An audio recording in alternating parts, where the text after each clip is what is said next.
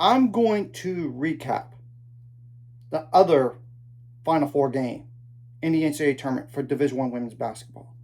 And I apologize for looking down because I cannot memorize all this stuff. 1 seed Texas lost to 1 seed UCLA 51-44. UCLA got exact revenge from the first meeting with Texas on November 26th. It was a very low-scoring game, to say the least. UCLA is now 36-1 on the year. Their next game is obviously against South Carolina, the 1 seed. Tomorrow at 2:30 p.m. Central Time on ABC, and I'll preview that game later, while Texas finishes their season at 35-4 overall.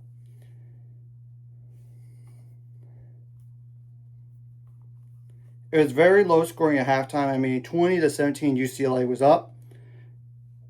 I was beginning to wonder if somebody was not going to hit 50 points or more in the game because both teams were not making shots.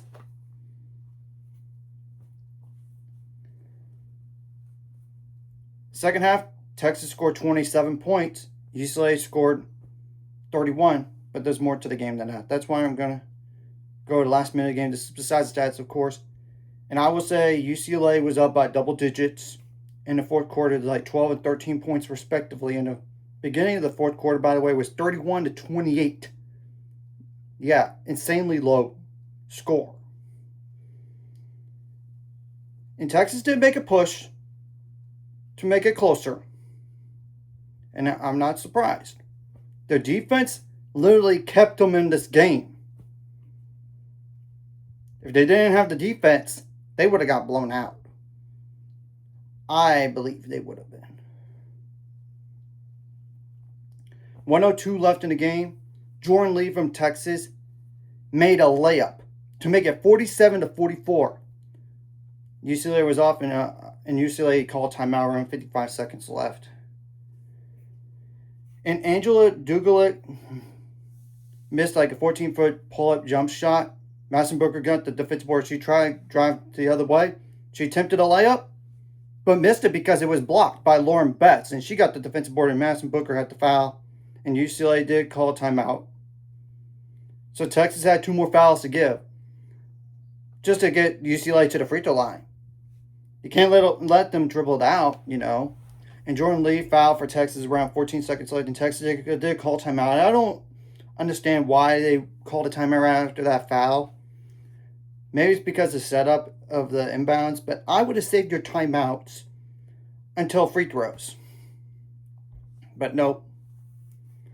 And Madison Berger fouled around 13 seconds left for Texas, and Kiki Rice went to the line, made both free throws to make it 49-44, and Texas called their last timeout. There was no timeouts remaining for the rest of the game. Right there, around 6 seconds left, Kyla Odeker missed a 17-foot jump shot.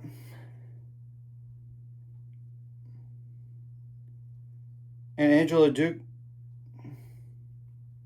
Dugulik got the defensive board, and honestly, Rory Harmon did foul for Texas around 3 seconds left.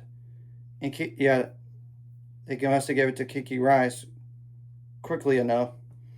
And Kiki Rice went to the line for UCLA, made both free throws to make it 51-54. And it was like mass substitution after that, and Texas just inbounded the ball. That was ball game right there.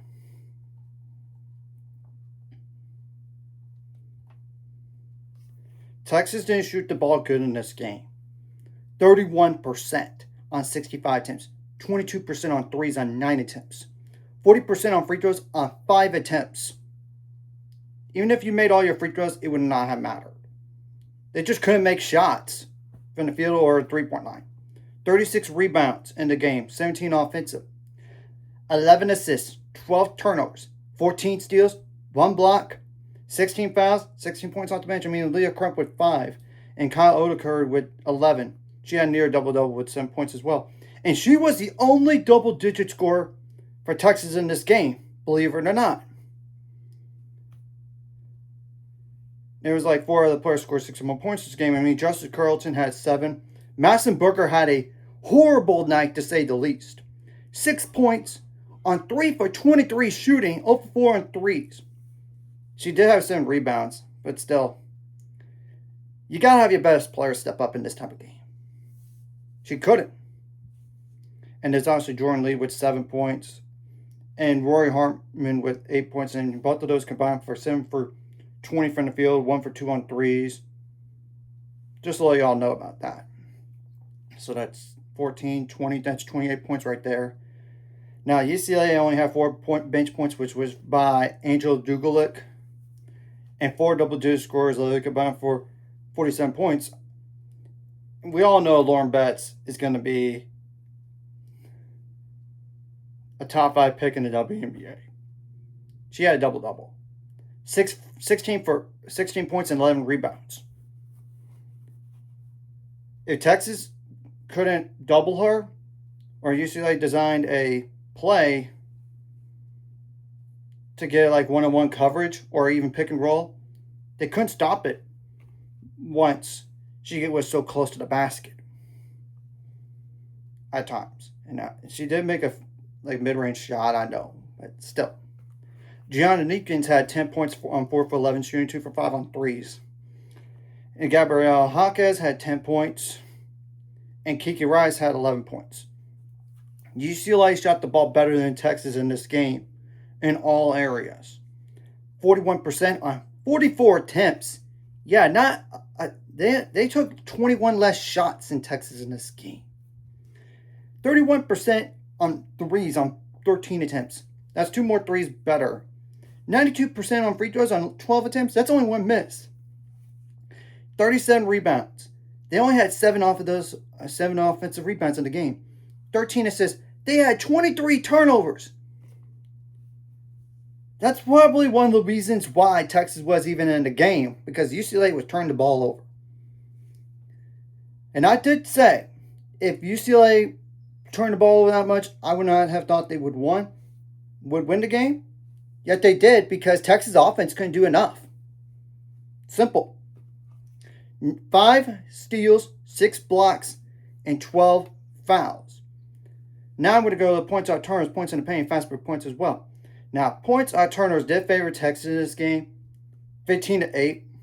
Fast break points did favor Texas as well, 6-2. Points in the paint were even, though, 24 apiece. I want to just go over like a brief outlook for Texas here. And I know there's Aaliyah Moore winning in the wings for Texas, potentially for next year. Remember, she was out for she was recovering from knee surgery back in May of last year.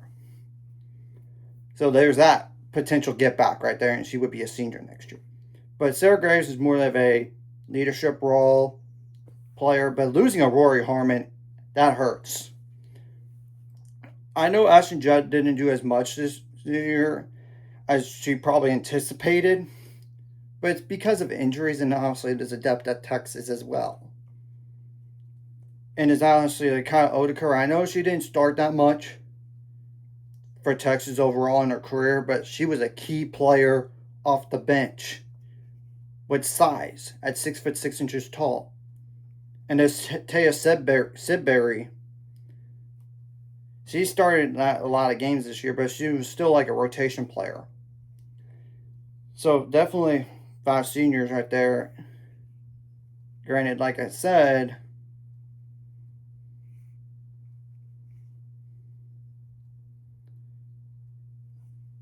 one of those is more of a leadership role type. Not really a lot of starters, and obviously this is their first national title game for UCLA in women's basketball in the NCAA era.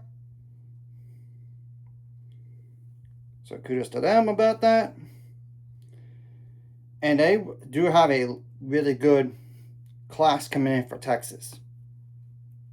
Just at least, they got Aaliyah Spay, Amelia Hogan, Addison Bjorn, Brianna Crennington, and E.C. Etude. And I know they did have another center as well that didn't play this past year. She redshirted, and she will be a sophomore next year. So, yeah, they got 1, 2, 3, 4, 5 players.